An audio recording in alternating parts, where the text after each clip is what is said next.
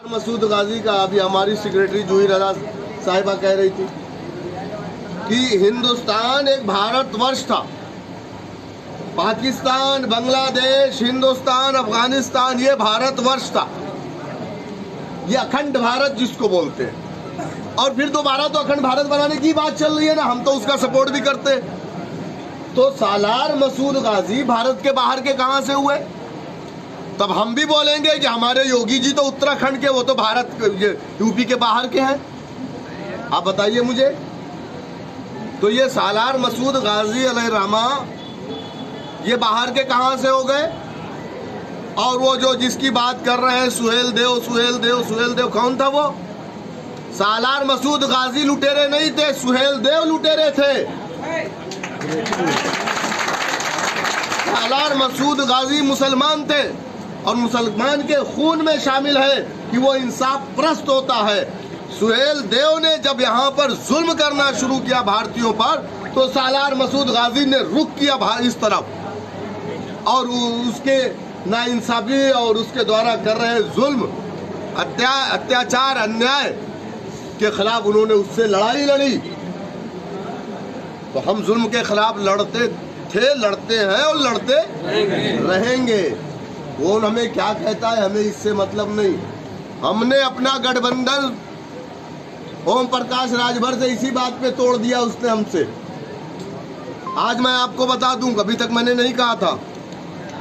जब मैं ओवैसी साहब को दरगाह पे लेकर के आया तो ओम प्रकाश राजभर ने कहा कि तुम ओवैसी साहब को सालार की दरगाह पर क्यों लेकर के गए?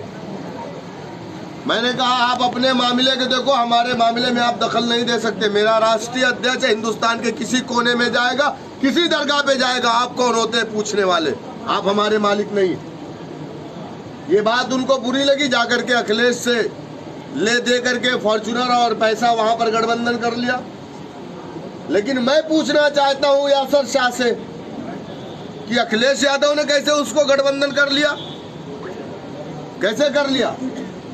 अखिलेश यादव को ये बताना पड़ेगा कि आपकी पार्टी सालार मसूद गाजी के साथ खड़ी है, उनके मानने वालों के साथ खड़ी है, या सुहेल देव भारतीय समाज पार्टी राजा सुहेल के साथ खड़ी है? आपको ये बात बोलना पड़ेगा। इन लोगों ने कहा पीडीए पीडीए पीडीए। क्या है भाई पीडीए? पूछो तो कहते हैं पिछड़ा दलित, कभी कहते हैं अगड़ा, कभी कहते हैं आधी आबादी, कभी कहते हैं अल्पसंख्यक, कहते हैं ना। ये झूठे लोग हैं। ये परिवार डेवलपमेंट एजेंसी है, पी फॉर परिवार, D for development, A for agency.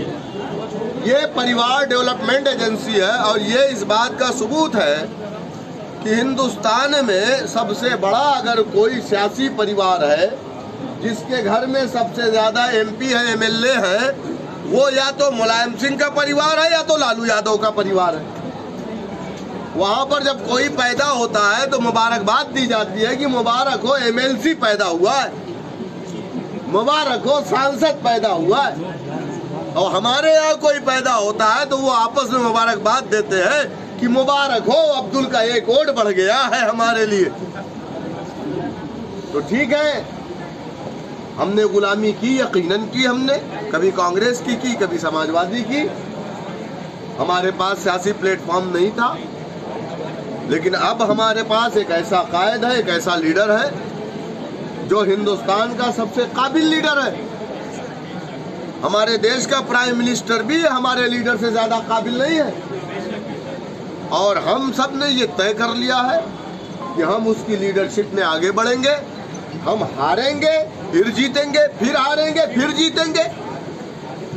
कोई ये ना सोचे कि हम हार करके भाग जाने वालों में से है। अल्लाह की जात से हम कभी मायूस नहीं होते।